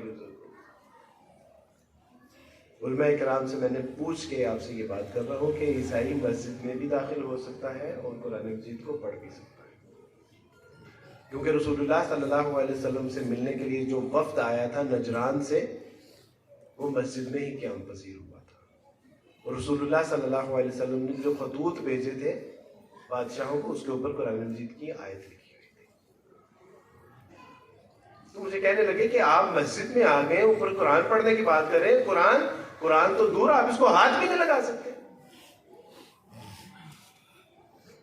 تو میرے ذہن میں فوراً بچپن کی وہ والدین کی نصیحتیں کہ والدین نے کہا تھا کہ بیٹا کبھی اپنے معاشرے کے مسلمانوں سے اللہ سے متعلق, رسول اللہ سے متعلق, کتاب اللہ سے متعلق, صحابہ اکرام امہات المومنین کے بارے میں بات نہیں کرنی, وگرنہ 295C لگے گی, ساری زندگی اندر سڑتے مرتے رہو. بڑے بیابر ہو کے تیرے کوچے سے ہم نکلے. اللہ ان قاری صاحب پہ اپنی لاکھوں کروڑوں رحمت نازل فرمائے کہ جنہوں نے مسجد سے نکال کے, ان کی برکت سے شاید آج مسجد میں بیٹھا ہوا ہے. وگرنہ اگر وہ مجھے بٹھاتے, چائے پلاتے, بوتل پلاتے اور قرآن مجید دیتے تو میں بھی مسلمانوں کی طرح گھر میں جا کے قرآن مجید رکھ دیتا, اور پھر پتہ نہیں یا قسمت یا نصیب کھولتا, پڑھتا, سمجھتا, نہ پڑھتا. لیکن انہوں نے میرے ساتھ احسان یہ کیا کہ دھتکارا, مسجد سے نکال دیا. میں نے بھی طے کیا کہ اب میں قرآن مجید کا مطالعہ ضرور کروں گا, دیکھتے ہیں کہ اس میں کیا ہے. اور جب دیکھا تو کیا تھا, بار بار پڑھتا رہا, بار بار پڑھتا رہا. کچھ سمجھ نہیں آتی کیونکہ اس کا شان نزول ہوتا ہے, شان ورود ہوتا ہے. قرآن نبی صلی اللہ علیہ وسلم کی سیرت طیبہ کو ملحوظ خاطر رکھتے ہیں, اور آپ بچپن سے یہ واقعات سنتے ہیں اور سنتے آ رہے ہیں. آپ جب قرآن پڑھتے ہیں تو ہر آیت کے پیچھے کیا پس منظر ہوتا ہے آپ کے علم میں آ جاتا ہے. میرا کوئی تعلق ہی نہیں تھا اس کتاب کے ساتھ, نہ اسلام کے ساتھ, نہ تاریخ اسلام کے ساتھ, نہ سیرت طیبہ کے ساتھ. تو میں نے جب قرآن مجید کو کھولا مجھے کچھ سمجھ نہیں آ رہی تھی. اور ایک بار آج یہ آپ کے در و دیوار پہ جو قرآن مجید کی آیتیں لکھی ہوئی ہیں, یہ دعوت ہے. یہ محض اس کو جو ہے وہ دیوار کی آرائش اور زیبائش نہ سمجھیے, یہ دعوت ہے. میں آج آپ کو بتاتا ہوں کہ اس کا فائدہ کیا ہوتا ہے. میرا دوست مسجد میں گیا اور سکون سے اس نے نماز پڑھی, رج کے سکون سے نماز پڑھی. پتہ نہیں کٹیاں کتنی سی انہیں ساری.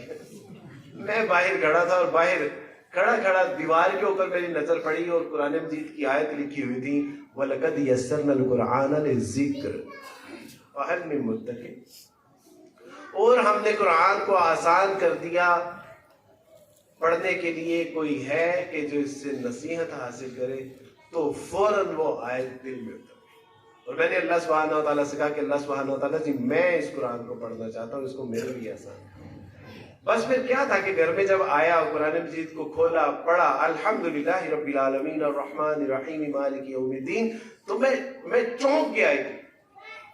میں چونک اس لیے گیا کہ مسلمانوں کا اللہ اس کائنات کا رب ہے, جبکہ ہم نے اپنی بائبل میں پڑھا ہوا تھا کہ ہمیں یہ ساری زندگی یہ سکھایا گیا کہ خداوند تمہارا خدا ابراہیم کا خدا ہے, خداوند تمہارا خدا اسرائیل کا خدا ہے, خداوند تمہارا خدا یعقوب کا, عیسیٰ کا, موسیٰ کا خدا ہے.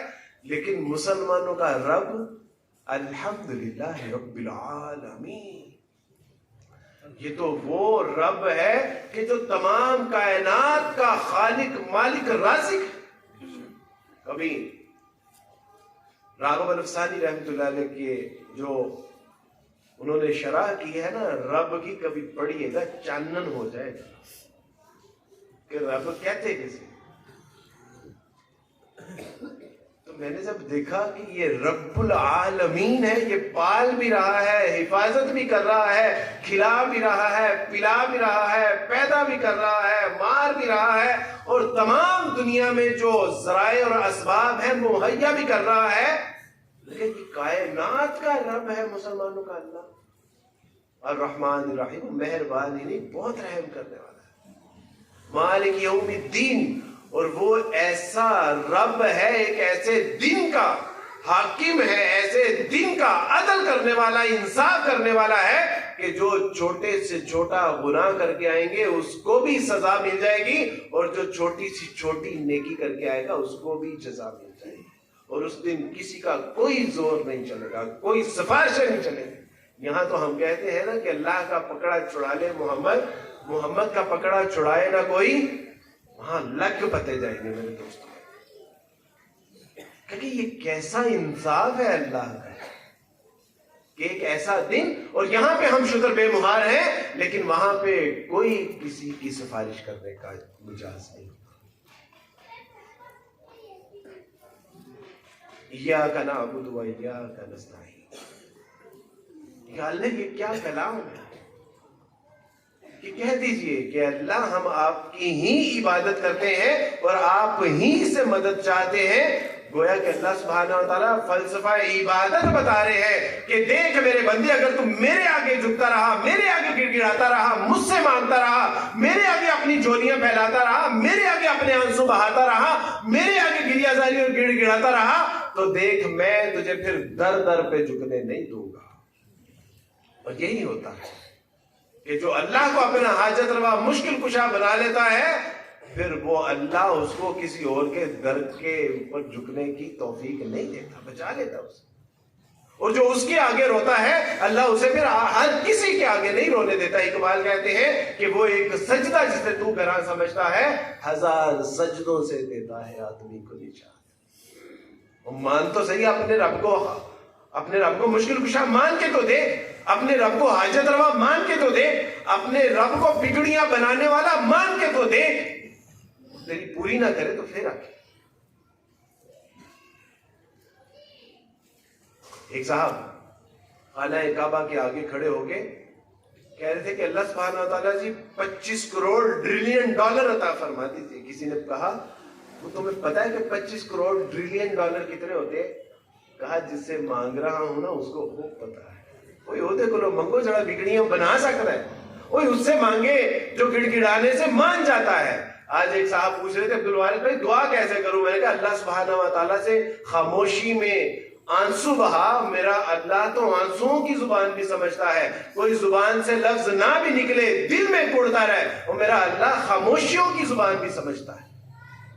اور تو جس طرح زبان، جو زبان جس انداز میں تو اللہ سبحانہ وتعالیٰ سے دعا کرے گا، وہ میرا اللہ ہی تو ہے کہ جو ہر انداز میں دعا کو سن لیتا ہے. ایک صاحب دعا کر رہے اور غیب سے آواز آتی لا تقبل، کوئی قبولیت نہیں ہے، دفع ہو جاؤ تو میرا نافرمان ہے. ایک صاحب نے کہا کہ تمہیں ہر وقت یہ اللہ سبحانہ وتعالیٰ کی طرف سے یہ پیغام ملتا ہے کہ لا تقبل، تو کہتا ہے کہ پھر مجھے یہ بتا کہ میں اپنے رب کا در چھوڑ کے جاؤں تو اور در کون سا ہے؟ کوئی در نہیں ہے. میرا اللہ ددکارے، قبول کرے نہ قبول کرے، مانے نہ مانے، رضائے رب پہ راضی رہے گی. حرف آرزو کیسا؟ خدا خالق، خدا مالک، خدا کا حکم تو کیسا؟ وہ مانے تو بھی بہتر، وہ نہ مانے تو بھی بہتر. بعض کا تو ہمیں دیتا ہے خوش کرنے کے لیے، بعض کا تو ہمیں نہیں دیتا ہمارا بہتر کرنے کے لیے.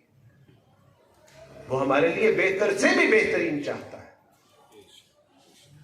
قرآن مجید پڑھا، قرآن مجید کہتا ہے اہدنا الصراط المستقیم. کہاں جانا چاہتے ہو؟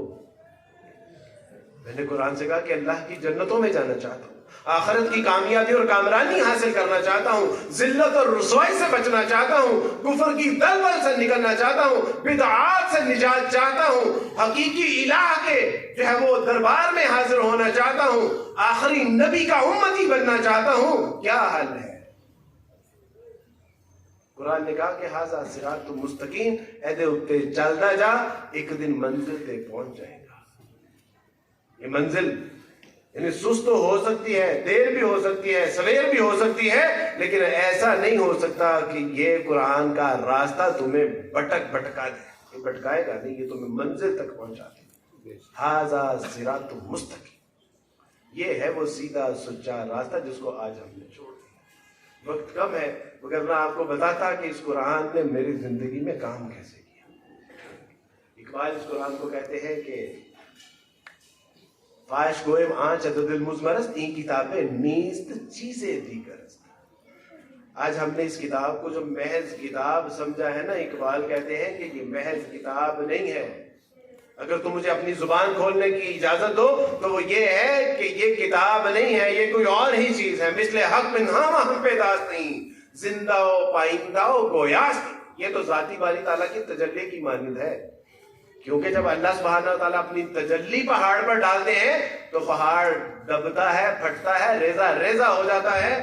اور یہی بات اس وقت اللہ سبحانہ وتعالیٰ قرآن مجید میں فرماتے ہیں لو انزلنا هذا القرآن على جبل لرأيته خاشعا متصدعا من خشیۃ اللہ، کہ اگر اس کتاب کو ہم کسی پہاڑ پر نازل کر دیں تو پہاڑ دبتا پھٹتا ریزہ ریزہ ہو جاتا۔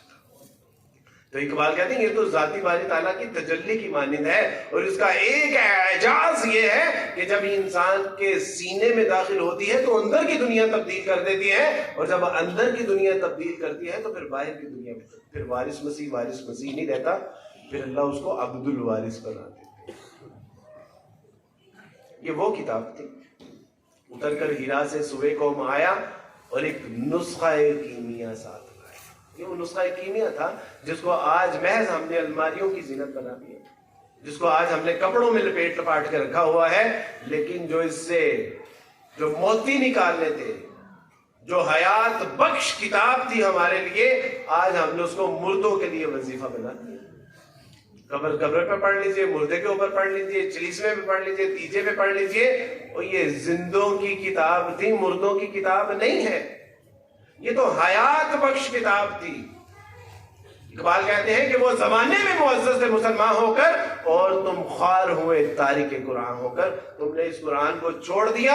آج جہاں بھی فورس بمبارمنٹ ہو رہی ہے وہ مسلمانوں کے ممالک ہیں، آج جہاں پہ بھی بچوں کو قتل کیا جا رہا ہے وہ مسلمان کے ہیں، آج جہاں بھی عورتوں کی عزت دری کی جا رہی ہے وہ مسلمان عورتیں ہیں، آج جہاں پر بھی جوانوں کو قتل و غارت کی جا رہی ہے وہ مسلمان ہیں، آج جہاں پر بھی بوڑھوں کو گھسیٹا جا رہا ہے وہ مسلمان ہیں۔ کیوں؟ کیونکہ ہم نے اس کتاب کو چھوڑ دیا۔ اور از مہجوری قرآن شدی شکوہ سنجے گردش دورہ شدی۔ تم سمجھتے ہو کہ یہ زمانے کا اتار چڑھاؤ ہے کہ کل امت مسلمہ کا شاندار ماضی تھا اور آج وہ ذلت اور رسوائی کی پستیوں میں گری ہوئی ہے؟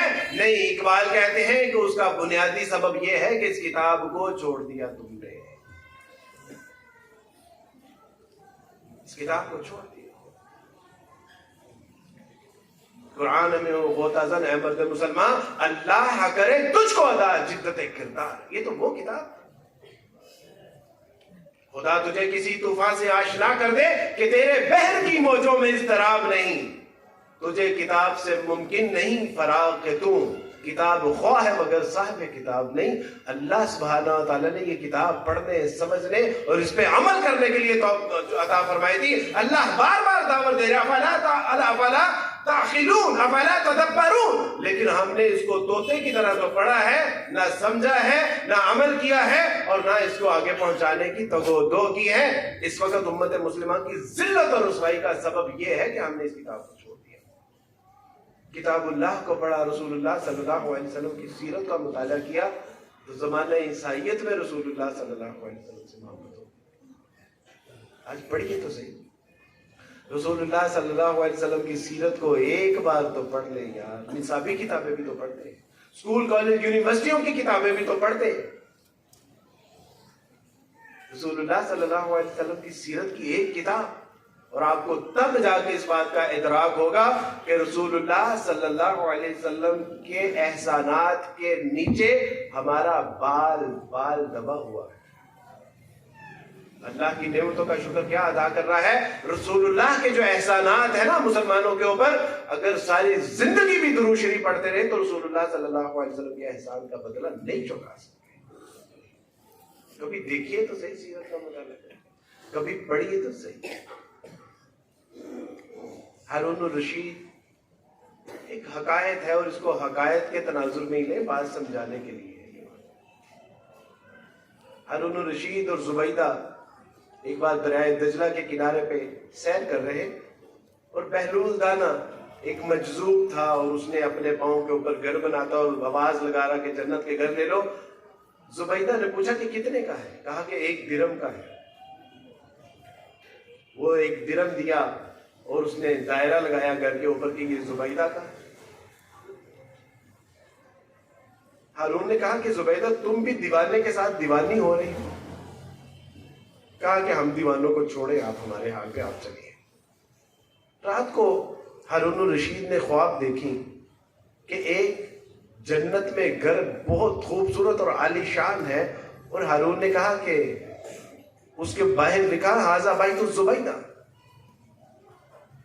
ہارون نے کہا کہ یہ میں گھر دیکھنا چاہتا ہوں، میری بیوی کا ہے۔ فرشتوں نے کہا کہ نہیں، جب ایمان کی حالت میں دنیا سے جنت میں آئیں گے تب دیکھی جائے گی،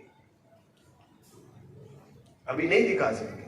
آنکھ کھلی اور پسینوں پسینی بھاگے دریائے دجلہ کی طرف، اور کہا کہ بہلول آج گھر نہیں بیچ رہے جنت کے؟ کہا کہ بیچ رہا ہوں۔ کہا کتنے پیسے؟ کہا آج آدھی ریاست لگے گی۔ آج تو میرے دوستو بھائیو بزرگوں، اللہ سبحانہ و تعالیٰ محض استغفر اللہ ربی من کل ذنب واتوب الیہ کے اوپر صلح کرنے کے لیے تیار ہے۔ آج تو اللہ اور اس کے رسول صلی اللہ علیہ وسلم کے دین کی دعوت و تبلیغ کے اوپر اللہ سبحانہ و تعالیٰ جنت عطا کرنے پر قادر ہے۔ آج تو محض اللہ کے رسول صلی اللہ علیہ وسلم کی سنتوں کے مطابق زندگی بسر کرنے پہ اللہ سبحانہ و تعالیٰ راضی ہونے کے لیے تیار ہے۔ آج تو محض اللہ کا قرآن، اللہ کا دین، اللہ کے رسول صلی اللہ علیہ وسلم کو سچے پکے دل سے تصدیق کر کے ان کے اوپر ایمان لاتے ہوئے اللہ راضی ہونے کے لیے تیار ہے۔ لیکن جیسے ہی یہ آنکھیں بند ہوں گی اور حقیقی آنکھیں کھلیں گی تو پھر اپنے مال متاع، بال بچے، اور یہاں تک کہ تمام کی تمام محبوب ترین چیزیں بھی اللہ کی راہ میں بطور فدیہ دیں گے تو کوئی صلح نہیں ہے، کوئی معافی نہیں ہے۔ آج تو محض صدقے دل سے توبہ پہ اللہ راضی ہونے کے لیے تیار۔ اللہ سبحانہ و تعالیٰ نے رسول اللہ صلی اللہ علیہ وسلم کی سیرت کا مطالعہ کرنے کی توفیق عطا فرمائی، اور سیرت کا مطالعہ کرنے کے بعد یقین ہو گیا کہ اسلام اس کائنات کا واحد وہ دین ہے کہ جو دین فطرت بھی ہے، دین حنیف بھی ہے، دین مبین بھی ہے، اور دین فرقان بھی ہے۔ یقین ہو گیا کہ نہیں، اگر نجات ہے تو اسی دین میں ہے۔ اور اللہ سبحانہ تعالیٰ سے دعا کی کہ اللہ سبحانہ تعالیٰ جی اگر یہ میرے تصورات، میرے گمان، میرے خیال، میری تحقیق ساری ٹھیک ہے تو اللہ سبحانہ تعالیٰ جی مجھے اس دین کو قبول کرنے کی توفیق عطا کرے۔ اور پھر 3 مہینے تک تذبذب کا شکار رہا۔ سوچا کہ میں تو مسلمان ہو جاؤں گا، کیا یہ مسلم سوسائٹی مجھے ایکسیپٹ کر لے گی؟ کیا میں اس میں ایڈجسٹ ہو جاؤں گا؟ اور وہ میرا گمان ٹھیک تھا۔ ایک عرصے تک جو ہے وہ جنگ و جدل ہی چلتا رہا، کبھی کسی نے مسجد سے نکال دیا تو کبھی کسی نے مسجد سے نکال دیا، کبھی کسی نے کہا کہ جی یہ نہیں کرتا تو صحیح مسلمان نہیں، اور کبھی کسی نے کہا کہ جی یہ ان کے ساتھ رہتا تو صحیح مسلمان۔ ایک عرصے تک اسی طرح ہی جو ہے وہ کھجل خراب ہوتا رہا۔ میرا اللہ سبحانہ تعالیٰ ظاہر ہے، اللہ سبحانہ تعالیٰ سے زندہ قرآن حسب الناس ان یترکوا ان یقولوا آمنا فهم لا یفتنون، کیا تم لوگوں نے یہ سمجھ لیا ہے کہ محض یہ کہنے پر کہ ہم اللہ پر ایمان لائے چھوڑ دیے جاؤ گے اور آزمائے نہیں جاؤ گے؟ نہیں، آزمائے جاؤ گے تاکہ سچے الگ کر دیے جائیں اور جھوٹے الگ کر دیے جائیں۔ اللہ سبحانہ تعالیٰ نے اسلام قبول کرنے کی توفیق عطا فرمائی۔ اللہ نے جس طرح اس کائنات میں اللہ کے سوا کوئی رب نہیں ہے، رسول اللہ کے بعد کوئی نبی نہیں ہے. کتاب اللہ last and final statement for the humanity. کائنات کے انسانوں کے لیے یہ واحد رہنمائی کی کتاب ہے. اب اس کے بعد کوئی ہدایت نہیں ہے. امت مسلمہ جیسی امت خیر بھی نہیں ہے میرے دوستوں. یہ اللہ کے دین کے لیے اپنی جان بھی لگاتی ہے, اپنا مال بھی لگاتی ہے, اپنی صلاحیتیں بھی کھپاتی ہے. بس یہ ہے کہ توجہ نہیں ہے. ہمارا حال بالکل ایسا ہی ہے کہ جیسے اچھے صاف ستھرے اور قیمتی شیشے کے اوپر گرد و غبار آئی پڑی ہے, بس اس کے اوپر ٹیشو کے ساتھ ویپ کرنے کی ضرورت ہے. نیچے سے وہی چنگا ستھرا قیمتی شیشہ نکلے گا. اور انشاءاللہ آج جب ہم گھروں میں جائیں گے تو ہم وہ لوگ نہیں ہوں گے جو ہم مسجد میں آئے تھے. اب جب جائیں گے تو انشاءاللہ اللہ کی محبت, رسول اللہ کی محبت, اللہ اور اس کے رسول کے دین کی خدمت اور دعوت و تبلیغ کا جذبہ لے کے جائیں گے. ارادہ ٹوٹ جائے پھر کر لے, پھر ٹوٹ جائے پھر کر لے, پھر ٹوٹ جائے 70 بار 700 بار 70 لاکھ بار بھی ارادہ ٹوٹ جائے تو پھر کر لیجئے. میرا اللہ سبحانہ و تعالیٰ آپ کا ہمیشہ منتظر ہے. بس میرے دوستو بھائیو بزرگوں, یہ کہانی تب تک ہے جب تک میری اور آپ کی سانسیں چل رہی ہیں. جس دن یہ سانس ٹوٹ گئی پھر سب کچھ ختم ہو جائے گا. اچھا کیا ہے تو اچھا بدلہ ملے گا, اچھا نہیں کیا تو اچھا بدلہ نہیں. آپ بزرگوں سے میں معذرت خواہ ہوں کہ میرے بڑے بزرگ زمین پر بیٹھے ہیں, مجھے بزرگوں نے ہی زبردستی اوپر بٹھایا ہے. میں اللہ سے بھی دعا کرتا ہوں کہ اللہ سبحانہ تعالیٰ جی اس پہ میرا مواخذہ نہ کیجیے گا, میری پکڑ نہ کیجیے گا. اور اللہ سبحانہ تعالیٰ سے دعا ہے کہ اللہ سبحانہ تعالیٰ ہماری امت مسلمہ کی جو زبوں حالی ہے اس کو اللہ سبحانہ تعالیٰ شاندار حال اور مستقبل کے ساتھ تبدیل کر دے. اللہ ہمیں سچا پکا اچھا مسلمان بننے کی توفیق عطا فرمائے. اللہ سبحانہ تعالیٰ ہمیں 5 وقت کی نماز جماعت مسجد میں آگے پڑھنے کی توفیق عطا فرمائے. اللہ ہمیں مسجدوں کو آباد کرنے والا بنا دے. اللہ ہماری بہنوں بیٹیوں کی عزت عصمت کی حفاظت فرمائے. اللہ ہمارے بڑوں اور بوڑھوں کو صحت تندرستی اور ہمارے سروں پہ ان کا سایہ سلامت رکھے. اللہ ہمارے یہ جو جوان چیتے ہیں, شیر ہیں اسلام کے, اللہ ان کو اسلام کے لیے قبول فرما لے. وآخر دعوانا ان الحمدللہ رب العالمین.